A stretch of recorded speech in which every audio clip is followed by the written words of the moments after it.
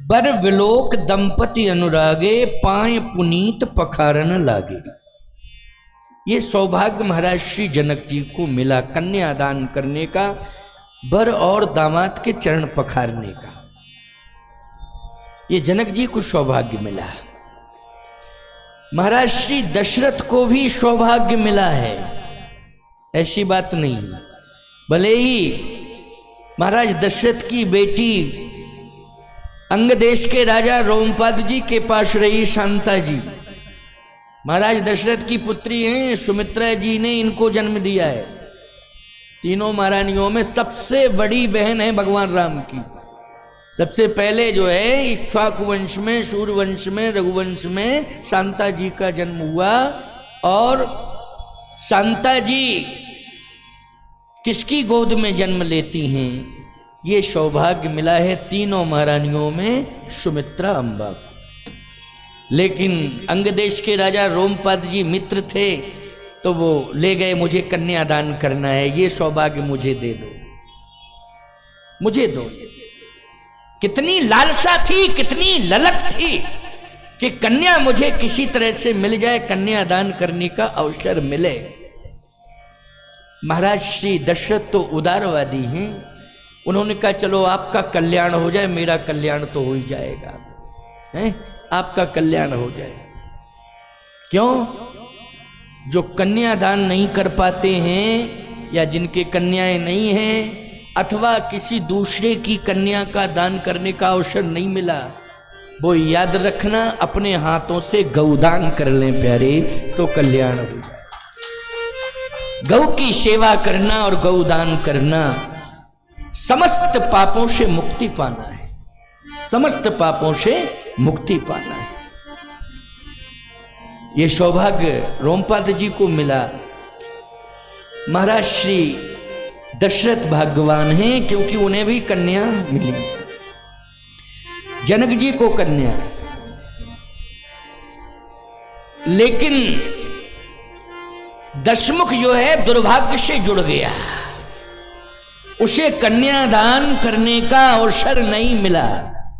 बोलो महाराज कहीं प्रमाण हो कि रावण ने कन्यादान किया हो? वो तो कन्याओं का हरण करता था। ये दुर्भाग्य मिला उसे, दुर्भाग्य मिला। क्या करता था? हरण। गोस्वामी जी का ग्रंथ प्रमाण है, इसलिए मैं कह रहा हूं। देव यक्ष गंधर्व नर किन्नर नाग कुमारी, जीत बरी निज बाहुबल बहु सुंदर वर नार। ये दुर्भाग्य मिला किसे? दशमुख को, और सौभाग्य मिला दशरथ जी को और जनक जी को। ये कितने भाग्यवान हैं। इसलिए भैया एक बात मैं कहता हूं कि भाग्यवान बन जाओ। पैसा पाके कोई भाग्यवान नहीं बनता है, याद रखना। पैसा पाके व्यक्ति सुविधावान बनता है, भाग्यवान नहीं बनता है। मैं साफ कह रहा हूं। क्या बनता है? सुविधावान बनता है, भाग्यवान नहीं बनता। बहुत से लोग कहते हैं इनका भाग बहुत अच्छा है महाराज, 25 करोड़ जमा है बैंक में, इनका भाग जो है बहुत अच्छा है। नरेंद्र मोदी कहते हैं हम पूरा निकाल लेंगे, पाई पाई का हिसाब ले लेंगे तुमसे। बोलो, अब सीएम जगह जगह जगह जगह जो है सीए के चक्कर काटते फिर रहे, चार्टर्ड अकाउंटेंट की खोज करते फिर रहे। क्यों भाई? मिल जाए कोई लेखा जोखा हिसाब किताब बना दे। परेशान हो रहे हो। धन मिलना चाहिए, मैं ये नहीं कहता हूं, धन का विरोधी नहीं हूं, धन होना चाहिए, लेकिन आपका धन कन्यादान और गौदान के लिए होना चाहिए, संत सेवा के लिए होना चाहिए, परमार्थ के लिए होना चाहिए। तब वो धन जो है धन धन करेगा आपको। तब वो धन क्या करेगा? धन धन। वरना तो ये धन जो है विनाश का कारण बनता है। किसका कारण? विनाश का कारण बनता है। महाराज श्री जनक ने और महाराज दशरथ ने दोनों ने धन को सौभाग्य से जोड़ दिया। सर्वस दान दीन सब काहू, जिन राखा पावा नहीं ताहू। और महाराज श्री जनक ने तो क्या बात है साहब, दिया ही दिया है उन्होंने, लिया है ही नहीं। दशरथ जी ने तो लिया है और दिया है, लेकिन जनक जी ने तो लिया है ही नहीं, दिया ही दिया है। इसलिए जनक जी का पड़ला भारी पड़ रहा है। बोलो पड़ रहा है महाराज की नहीं?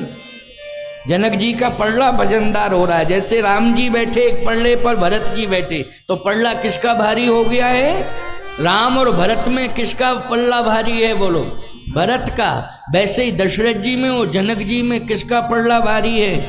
जनक जी का। जनक जी का पड़ला भारी है। जनक जी महाराज जासु ज्ञान रवि भवन निशिनासा,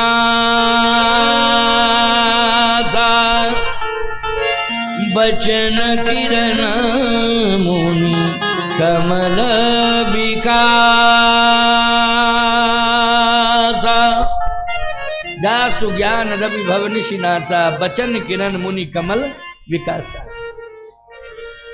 महाराज श्री जनक जी के यहाँ बड़े बड़े ऋषि मुनि महात्मा ब्रह्म ज्ञान की शिक्षा लेने जाते हैं। बोलो भाई, ज्ञान का भी पड़ला भारी है कि नहीं? ज्ञान का भी पड़ला भारी है और दान का भी पड़ला भारी है। देवराज इंद्र, धन का भी पड़ला भारी है। जनक जी महाराज का धन का पड़ला भारी है। अच्छा बोलो भाई, आजकल सबसे बड़ा धनी मानी किसे माना जाता है? जितने भी दुनिया के धनी मानी हैं वो सब धन किससे मांगते हैं? वही तो सबसे बड़ा धनवान है। पूरे दुनिया के उद्योगपति जिससे मांगते हैं, बोलो कुबेर से मांगते हैं, इंद्र से मांगते, कुबेर से मांगते कि नहीं? लेकिन इंद्र और कुबेर ये दोनों महाराज श्री दशरथ और जनक, इन दोनों के खजाने को देख करके लज्जित होता है। बोलो भाई, धन का भी पड़ला भारी है कि नहीं? अवध राज सुर राज सिहाई, दशरथ धन लख धनद लजाही। तो बोलो भाई, धन का भी पड़ला भारी है, ज्ञान का भी पड़ला भारी है, दान का भी पड़ला भारी है। और जनक जी जो संपदा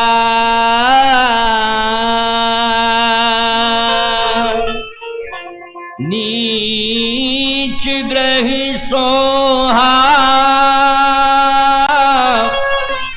सो बिलोक सुरनायक मोहा। बोलो, सुरनायक मानी इंद्र। वहां के एक सामान्य से सामान्य सफाई कर्मी के घर की संपदा को देखकर इंद्र लज्जित होता है। जो संपदा नीच ग्रह सोहा, तो बिलोक सुरनायक मोहा। अब बोलो, धन का भी पड़ला भारी है कि नहीं? धन का पड़ला तभी भारी होता है जिसका दान का पड़ला भारी होता है। तभी धन का पड़ला भारी होता है। केवल ज्ञान के पड़ले से नहीं, दान का भी पड़ला भारी होना चाहिए। प्रधानता होनी चाहिए दान की। तो महाराज श्री जनक का दान का पड़ला। और भी देखो, एक बात बताएं, त्रिदेवों में सबसे बड़े दानी कौन है? भगवान शंकर। त्रिदेवों में सबसे बड़े दानी कौन है? भगवान शंकर। पूरी दुनिया में सबसे ज्यादा मंदिर किसके हैं? बता दो जरा। हैं शंकर जी के कि? सबसे ज्यादा मंदिर शंकर जी के हैं। जिसको भी अतिक्रमण करना होता है वो शंकर जी बिठाल देता है। भाई नर्मदेश्वर लाओ, बिना प्रतिष्ठा के बैठाल दो। प्रतिष्ठा में तो 3 दिन कम से कम लगेंगे, लेकिन नर्मदेश्वर की प्रतिष्ठा में क्यों महाराज बताओ? स्वप्रतिष्ठित हैं, पहले से ही खोज लेते हैं और चर्चा हो जाती कि यहाँ अतिक्रमण करना है, तुरंत चबूतरा बनाओ और नर्मदेश्वर बिठा लो। और 1 लोटा जल चढ़ाओ, हर हर महादेव। सीधी सी बात यह है, शंकर जी को अतिक्रमण से मत जोड़ो। समझ रहे कि नहीं? क्योंकि अतिक्रमण वाला देवता तो अदालत में चला जाएगा। क्यों भाई, जाएगा कि नहीं जाएगा? तो शंकर जी का भी नाम आएगा, जज पूछेगा अतिक्रमण कैसे हुआ, बोले साहब शंकर जी बिठा दिए। तो शंकर जी पहुंच गए कि नहीं पहुंच गए अदालत में? हैं? क्यों ऐसा काम करते हो? तुमसे नहीं कह रहा हूं, ये सोशल मीडिया से पूरी दुनिया सुन रही है, उनसे कह रहा हूं, उनसे कह रहा हूं। ऐसा मत सोचना कि महाराज यहां तो कोई ऐसा है नहीं। अरे तुम नहीं हो तो दुनिया में कोई नहीं है। इसलिए भगवान शंकर को विवादित मत करो, हमारे देवी देवताओं को विवादित मत करो। दूसरी बात, आज आप सभी देख रहे हो हमारे देवी देवताओं का चित्र जो है मादक खादान जो है उन पर भी बनाया जा रहा है। जैसे गणेश गुटखा, बताओ भाई, गणेश जी को गुटखा से जोड़ दिया, कितना गड़बड़ किया बोलो। गणेश जी का नाम क्यों रखा? अपने बाप का नाम क्यों नहीं रखा? क्यों भाई, अपने बाप का नाम रखो। अब आप कह सकते हो सकता है उसके बाप ही का नाम गणेश हो। क्यों भाई? तो तुमने बाप के नाम को ऐसी जगह से क्यों जोड़ा? तीर्थ से जोड़ते बाप का नाम, कमरा बनवाते, उसमें प्लेट लगवाते बाप के नाम की, कि गुटखा में बाप का नाम जोड़ दिया। जनक गुटखा, गणेश गुटखा, जनक गुटखा चला था, मैंने बहुत विरोध किया। गणेश गुटखा, भैरव गुटखा, ये सब नाम बोलो भाई, गलत। हिंदू होकर के जो है देवी देवताओं को नशा से जोड़ रहे हो। बोलो ये नशेड़ी खादान है कि नहीं? बोलो इनसे नशा आता है कि नहीं? गलत कर रहे हो। अन्य धर्मावलंबी कभी भी अपनी देवी देवताओं का नाम नहीं जोड़ते हैं। कोई जोड़ता है तो तुरंत जो है संग्राम करने लगते हैं, खबरदार। लेकिन हिंदू पैसा कमाने के चक्कर में देवी देवताओं के नाम से इस प्रकार के जिनको खा के थूका जाता हो। बोलो भाई, गुटखा खाओगे तो क्या करोगे? थूकोगे। गलत। और कोई नाम रखो, लेकिन भगवान के नाम से, देवी देवताओं के नाम से नहीं होना चाहिए। मेरा विरोध है, विरोध है मेरा। आज जो संपदा नीच ग्रह सोहा, सो बिलोक सुर नायक मोहा। देवराज इंद्र लज्जित हो रहे हैं सफाई कर्मी के धन को देख करके, संपदा को देख करके। इसका मतलब है कि जहां दान ज्यादा होता है धन वहीं पर आता है। तो सबसे ज्यादा दान कहां होता है? मिथिला में। इसलिए सबसे ज्यादा धन कहां है? मिथिला में। और एक बात बतावे, धन के प्रभाव से कभी परमात्मा नहीं आता है बिना निमंत्रण के। दान के प्रभाव से परमात्मा बिना सूचना के पहुंच जाता है, बिना निमंत्रण के पहुंच जाता है। किसके प्रभाव से?